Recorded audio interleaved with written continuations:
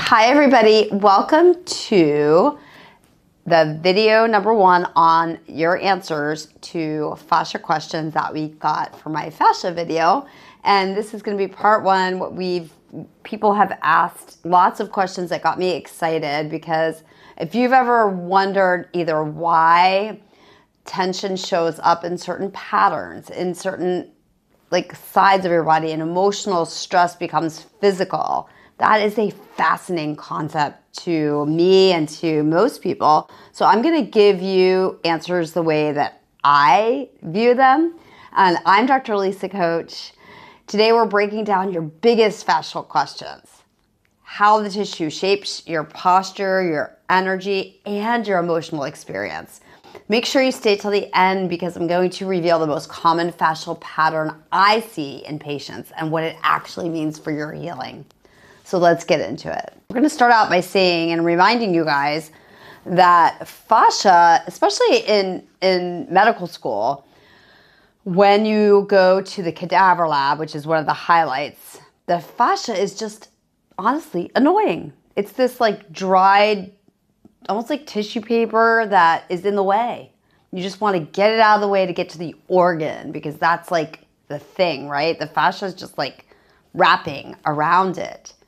And so that's what I remember about fascia in med school, is just that it encased all the organs, and there was nothing really more said about it. So it wasn't until more recently, I don't know, maybe 10 years ago, that I became fascinated with fascia and understanding that nothing in this vessel that we have been given is wrapping paper, right? Everything has a purpose, and the fascia is absolutely fascinating. So one of the things that got me the most fascinated was a video, you guys can look it up, which is live fascia. And it is a video of a surgeon doing a surgery on somebody's arm, on their forearm. So the skin and muscles, everything's open. And he takes a magnification of the fascia in a living person. So the difference is, with the cadaver, it looks like tissue paper because it's not alive. Once it's done, it's not doing anything, which honestly, obviously the organs aren't, or anything in the body isn't, but you can't appreciate or study it because we didn't understand it, versus the living fascia is the name of the video.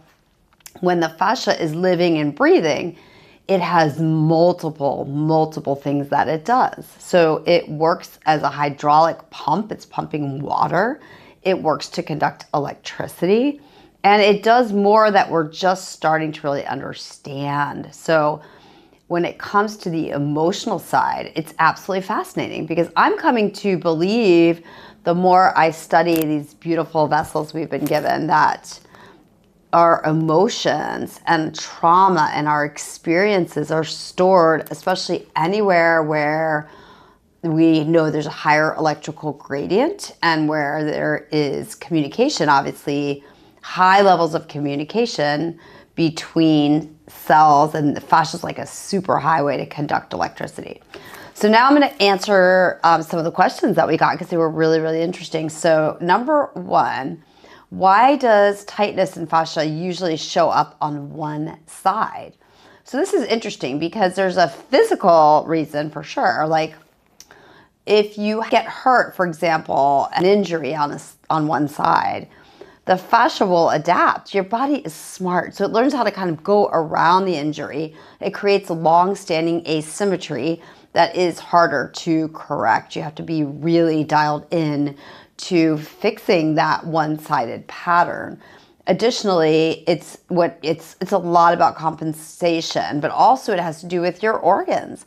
Certain organs, breath patterns, daily movements, they may be reinforcing whatever your imbalance is.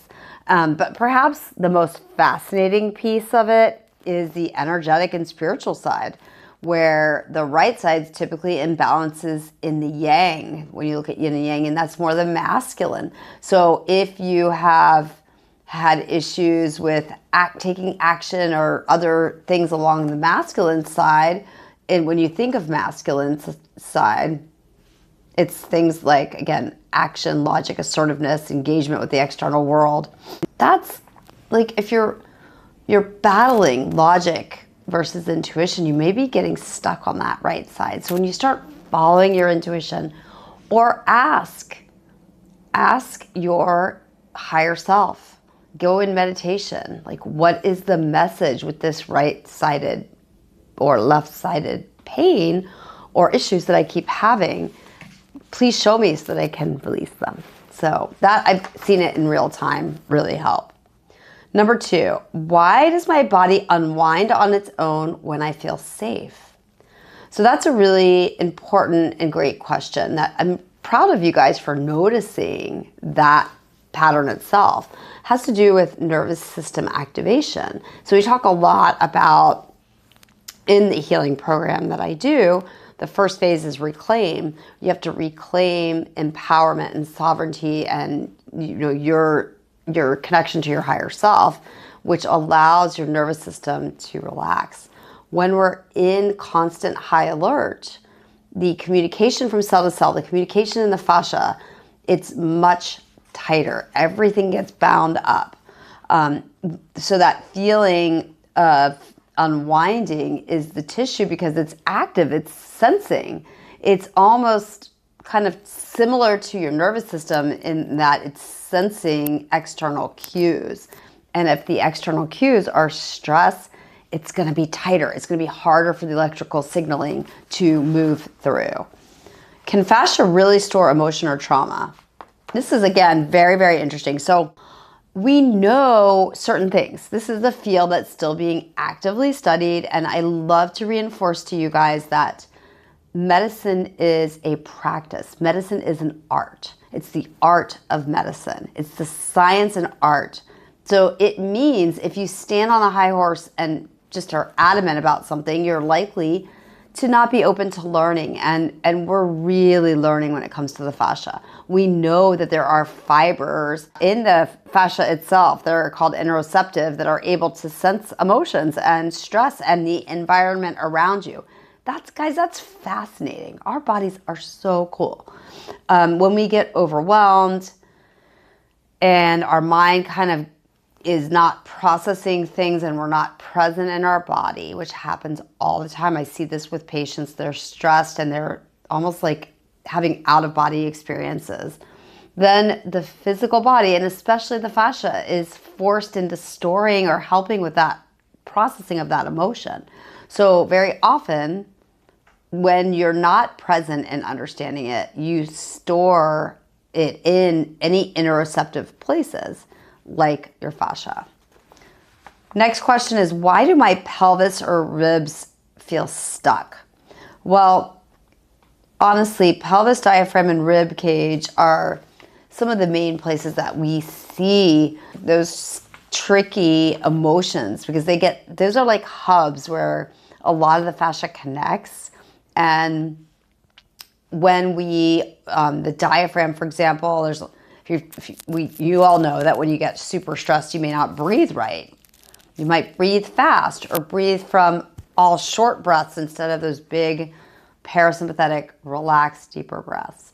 When we do that, we're creating a pattern that causes the fascia and the ribs to feel more stuck because they're compensating. Same thing with the pelvis. So again, diaphragm and rib cage, because I believe because of breathing. Remember, this is all still being researched. Most of these are just my experiences. The pelvis and lower back, huge issue. And I've had this happen to me. I've been dealing with it for a while, actually, in my lower back and into the pelvis, that if we have stress, because again, that's your root chakra, you can kind of get tight in that entire area without even realizing it. That's why I'm a big fan for patients of pelvic floor therapy, of really stretching, of asking intentionally, is there a message or a trauma here? And many women especially, but men too, have had trauma in their pelvic region, whether it's sexual abuse or issues with connecting down there. I see that a lot in patients. And pelvic floor therapy, sometimes patients will go to the therapist who will do an internal release and they will start crying without even knowing why.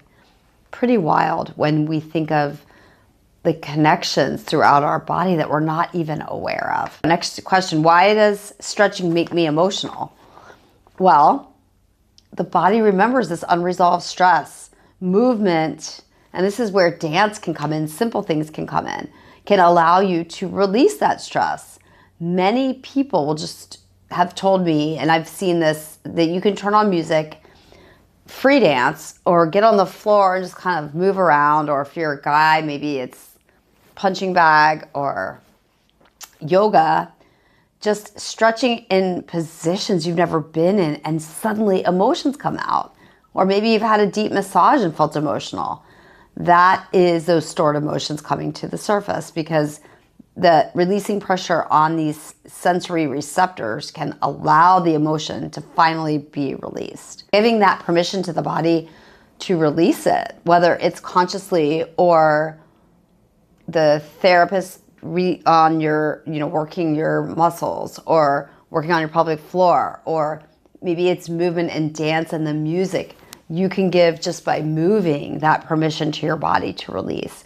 And when you do that and you feel yourself getting emotional, let it out. That's why some of this practice is better. People feel good doing it alone because they can move, they can scream, they can cry.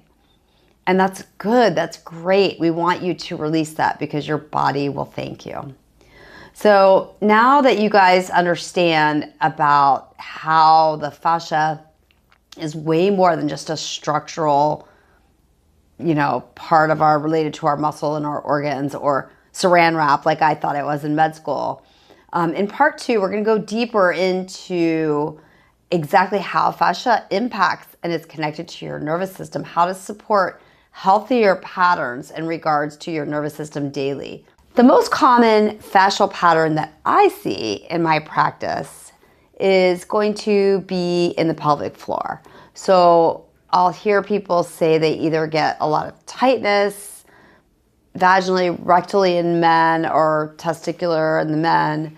It's that pelvic floor and it gets tight, or in some cases it gets too loose. It just doesn't respond because there's specific ways that the fascia is supposed to move down there, and it's a very complex area because there's muscles that go lots of different directions that all have fascia associated with them. So what it means for your healing is if you want to get something, and a colleague of mine's created something called the Koche ball, which is a funny name, C-O-O-C-H. It is a pelvic floor ball to release the fascia. So that would be the best tip I have. It looks just like a ball, so watch out because my dog tried to take it. And you just sit on it for like a minute or two a day, and it will help all the muscles unwind there. And I think anytime you have stress, this doesn't have to be, again, it doesn't have to be from sexual abuse or anything specifically in that area, although obviously it can be. It can also just be the roots, security, what you have going on, your connections to your finances and your career. And taking a moment to release that can change everything. Make sure you subscribe so you guys don't miss it, because I want to see you guys in the next video.